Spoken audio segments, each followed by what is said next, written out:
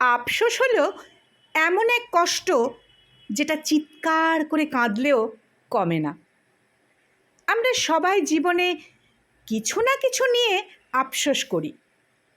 কেউ আফসোস করে সময় নষ্ট করার জন্য, কেউ বা আফসোস করে প্রিয় মানুষকে অবহেলা করার জন্য, কেউ আফসোস করে ভুল সিদ্ধান্তের জন্য। আমার সবচেয়ে বড় আফসোস কি জানো? আমি যাদের ভালোবাসি তাদের আমি সময় থাকতে বোঝাতে পারিনি তারা আমার কাছে কতটা দামি।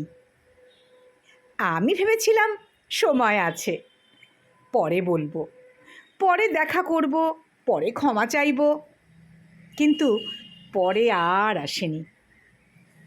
মানুষ চলে গেছে, সম্পর্ক নষ্ট হয়ে গেছে, সুযোগগুলো হাতছাড়া হয়ে গেছে।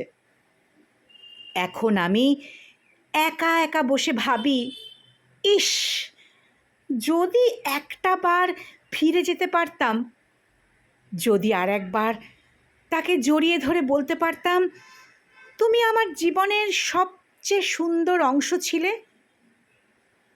কিন্তু জীবন রিওয়াইন্ড হয় না, তাই আফসোস নিয়েই বাঁচতে হয়।